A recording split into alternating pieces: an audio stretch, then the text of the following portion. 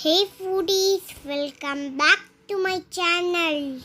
Hi, இன்னைக்கு வீடியோல எங்க ஊர் ஸ்டைல் மாங்காய் போட்ட மீன் குழம்பு எப்படி பண்ணலாம்னு பார்க்கலாம். ஒரு மிக்ஸி ஜார்ல 2 தக்காளியை வெட்டி போட்டு அதை நல்லா நான் ஃபர்ஸ்ட் பேஸ்ட் பண்ணிக்கிறேன். அந்த தக்காளி பேஸ்ட் கூடயே பாதி வெங்காயம் சேர்த்து கொரகொரன்னு அரைச்சி சைடுல வச்சுக்கலாம். ஒரு மிக்சிங் பவுல்ல 5 டேபிள்ஸ்பூன் குழம்பு மிளகாய் தூள் சேர்த்துக்கறேன். இது எங்க ஊர் ஸ்டைல் குழம்பு மிளகாய் தூள். இன்ஷாஅல்லாஹ் இதோட ரெசிபியை நான் வர வீடியோல அப்லோட் பண்றேன். அப்புறம் ஒரு பச்சை மிளகாவை வெட்டி போட்டுக்கிறேன் நான். இது கூடவே அரைச்சி வச்சிருந்தோம்ல தக்காளி வெங்காயம் பேஸ்ட் அதையும் சேர்த்துக்கலாம். பெரிய எலுமிச்சைப்பழம் சைஸ் புளி எடுத்து ஊற வச்சு அதுலேருந்து எடுத்த பல்ப் இது அதையும் சேர்த்துக்கோங்க. நாங்கள் கொஞ்சம் புளிப்பு காரசாரமாக தான் சாப்பிடுவோம் இந்த ஆணம், அதனால் நான் சேர்த்துக்கிறேன். இது உங்கள் புளிப்பு சுவைக்கு தோதா நீங்கள் சேர்த்துக்கோங்க. நம்ம இதில் மாங்காவும் சேர்க்க போகிறோம், ஸோ அதையும் பார்த்து போட்டுக்கோங்க. இப்போ உப்பு சேர்த்துக்கலாம். ஒரு கொத்து கருவேப்பிலை சேர்த்து அந்த குழம்ப நல்லா கையாடு மசிச்சு விடுங்க. மிக்சியில் போட்டு அரைக்கலாமேன்னு யோசிக்காதீங்க. பச்சை மிளகாய் கருவேப்பிலையெல்லாம் கையாட மசிக்கும் போது தான் நல்ல வாசனையாக இருக்கும். மிக்சியில் போட்டு அரைச்சிட்டிங்கன்னா அப்படியே வாசனை வேறு மாதிரி மாறிடும், ரொம்ப காரமாகவும் போயிடும். ஸோ நீங்கள் எந்தளவுக்கு கையாட மசிக்கிறீங்களோ அந்தளவுக்கு உங்கள் குழம்பு நல்ல வாசனையாக இருக்கும். இப்போது இதில் 2 பத்தையிலேருந்து எடுத்த தேங்காய் பாலை சேர்த்துக்கலாம். தேங்காய் பால் வந்து ஆப்ஷனல் தாங்க, இது இல்லாட்டியும் பரவாயில்ல. பட் அதிகமாக தேங்காய் பால் மட்டும் சேர்த்துறாதீங்க, அப்புறம் ஆனத்தில் ஃபுல்லாக தேங்காய் பால் வாசனையாக இருக்கும். அந்த புளிப்பு காரசாரெல்லாம் குறைஞ்சி போயிடும். அண்ட் அதர் திங் என்னென்னா குழம்பு சீக்கிரம் கெட்டு போயிடும். ஸோ இப்போது இது கரைச்சாச்சு. இப்போ இதுக்கு எவ்வளோ தண்ணி வேணுமோ உங்கள் குழம்புக்கு, எந்த அளவுக்கு உங்களுக்கு தண்ணியாக வேணுமோ அந்தளவு பார்த்து நீங்கள் கரைச்சிக்கோங்க. நான் இது ஜார் கழுவுன தண்ணியை தான் ஊற்றிருக்கேன். இது கூடயே உப்பையும் பார்த்துக்கோங்க. எனக்கு வந்து குழம்பு கெட்டியாக இருக்க மாதிரி இருக்குது, நான் ஸோ இன்னும் கொஞ்சம் தண்ணி சேர்த்து கரைச்சிக்கிறேன். குழம்பு கரைச்சாச்சு. எங்களோட குழம்போட கன்சிஸ்டன்சி இப்படி தான் இருக்கும். இப்போ நம்ம தாளிச்சிக்கலாம்.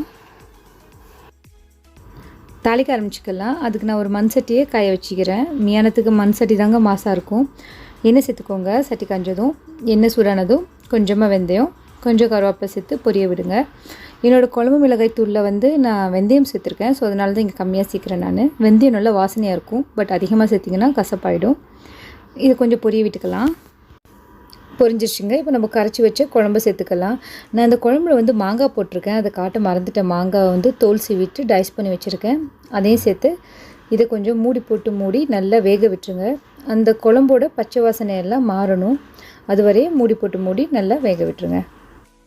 5லேருந்து 6 நிமிஷம் வரையும் நான் குழம்ப நல்லா கொதிக்க விட்டேங்க. கொதிச்சிருச்சு. இப்போ திறந்து பார்த்துக்கலாம். பாருங்கள், குழம்பு நல்லா கொதிச்சிட்ருக்கு, பச்சை வாசனையும் மாறிடுச்சு.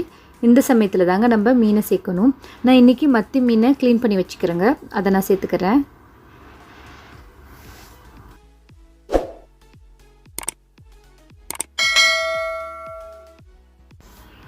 மீனெல்லாம் சேர்த்தாச்சுங்க. இப்போ அடுப்பை சிம் பண்ணிவிட்டு ஒரு 2 நிமிஷம் மட்டும் வேக விடுங்க. மீனை மூடி 2 நிமிஷத்துலேயே இந்த மீனை வெந்துடுங்க.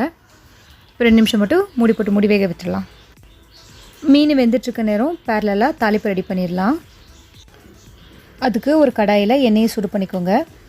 எண்ணெய் சூடானதும் தின்னாக ஸ்லைஸ் பண்ண பாதி வெங்காயம் அதையும் சேர்த்துக்கோங்க. அந்த வெங்காயம் லைட் ப்ரௌனாக மாறட்டும், அது வரையும் அந்த வெங்காயத்தை அந்த எண்ணெயில் பொரிய விடுங்க. வெங்காயம் கலர் மாற ஆரம்பிச்சிருச்சுங்க. இந்த சமயத்தில் ஸ்லிட் பண்ண ஒரு பச்சை மிளகாயும் கருவேப்பிலையும் சேர்த்து அதையும் பொரிய விட்டுடலாம். வெங்காயம் பச்சை மிளகாய் கருவேப்பிலையெல்லாம் நல்லா பொரிஞ்சு எண்ணெயோட சத்தமும் அமர்ந்துருச்சுங்க. இப்போ தாளிப்பு ரெடி ஆயிடுச்சு. இப்போ இதை நம்ம குழம்புல சேர்த்துக்கலாம். சிம் பண்ணி வேக போட்ட மீனை ஓப்பன் பண்ணி பார்த்துக்கலாம். நல்லா கொதிச்சிட்ருக்கு, மீன் வெந்திருக்கும். ரொம்ப நேரம் மீன் அடுப்பில் போடாதீங்க, அப்புறம் மீன் உடைய ஆரம்பிச்சிடும்.